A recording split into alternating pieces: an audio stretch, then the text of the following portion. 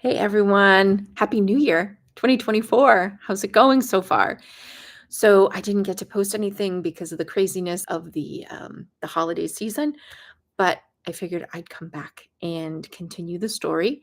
So this time talking about when I had started giving my son like solid foods and the ongoing kind of medical needs that he was up against, right? And having to navigate that. And I will say this, my nursing profession has come in handy.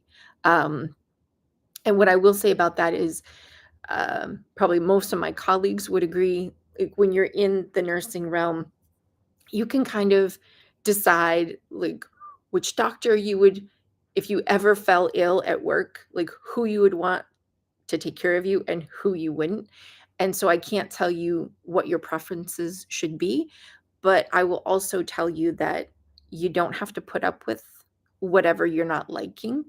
Um, just, I guess, concrete example is we came across an allergist who was just didn't wanna listen and disregarded and minimized, like, my health history, my mother's health history, and I was like, "Mm-mm, nope, I don't want a doctor who doesn't listen, who doesn't communicate well, and doesn't have a good bedside manner." I mean, I want both. I want you to be intelligent, but I also want you to have a level of humanity.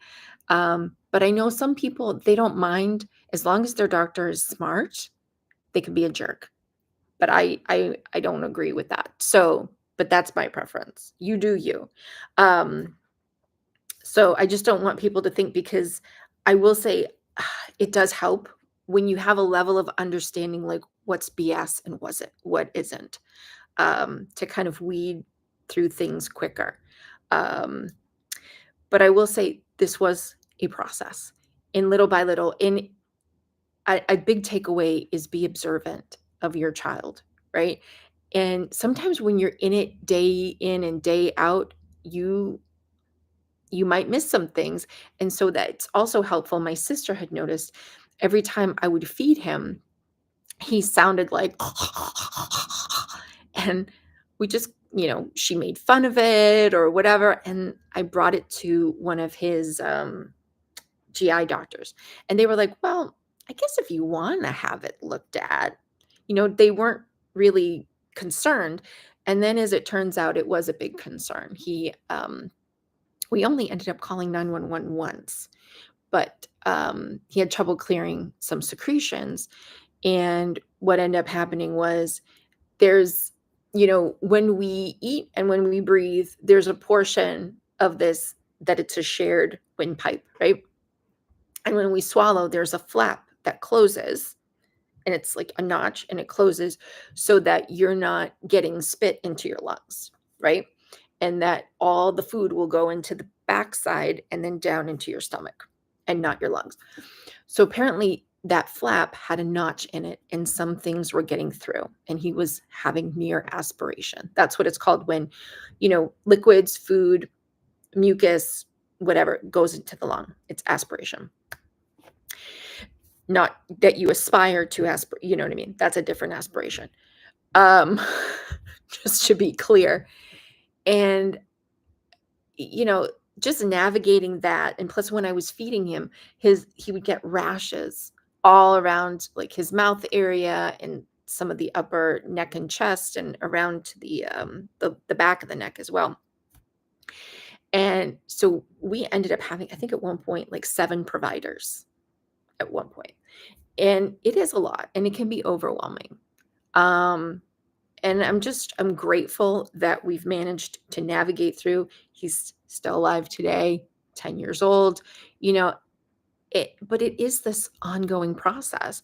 And so first things first is be observant, and then take in sometimes of what other people, like other family members or things that they might pick up on that you don't necessarily pick up on. And then curiously question. Do not be afraid to question your providers. I think, with the white coat mentality, I've seen this so many times in my patients. I'd go in and they have these concerns and I'm like, okay, I'm going to get the doctor. And and as soon as the doctor finally rounds and sees the patient never says boo, never says anything of what they complained to me about. And I'm like, what gives, right? And I think that people have this fear of being honest with their doctor or questioning. So I want to reassure you, it's okay. Get curious. And if your English is not your first language, then request everything be in the language that you speak, because you should really be able to comprehend and understand what's going on.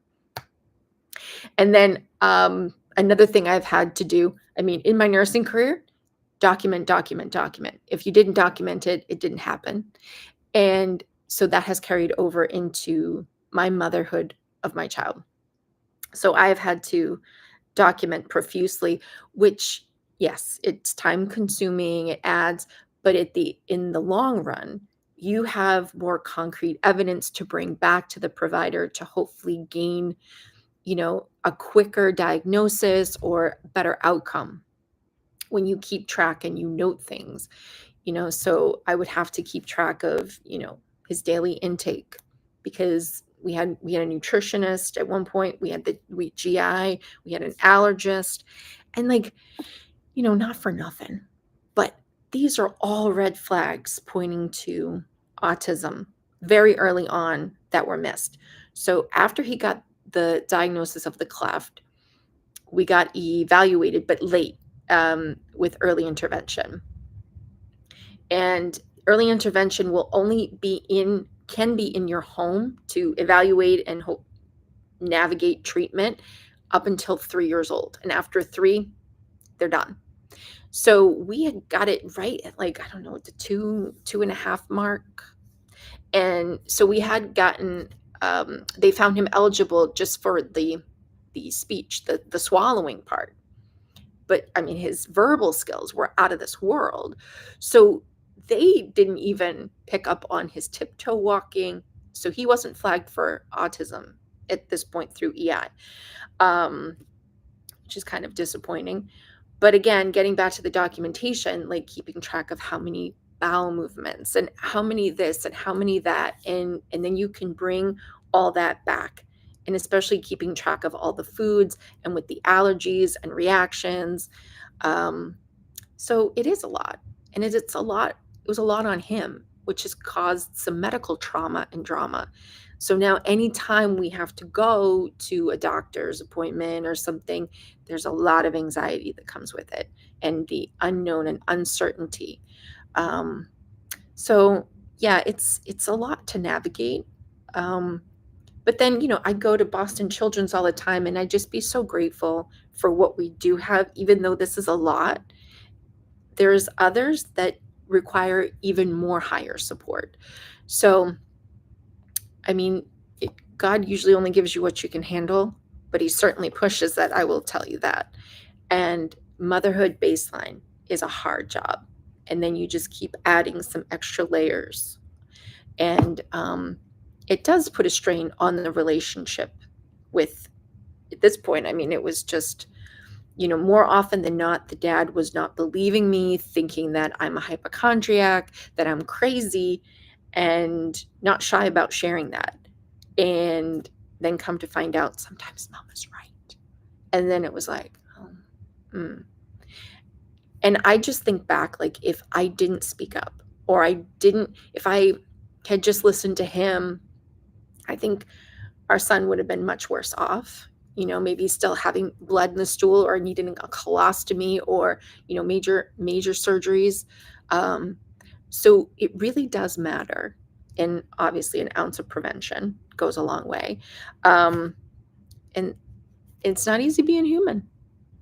So I felt like that's something, if I can offer any advice and guidance through this, and if you need to ask for assistance, they should have some advocacy within doctors' offices too, and your health insurance company. There should be like a case manager, care manager type of thing. So, reach out.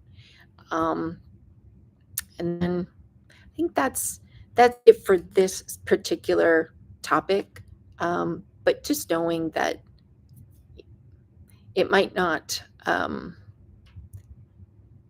there's a lot more moving parts, and I think people can maybe diminish what you're up against, and it's quite challenging to navigate this healthcare system in the United States.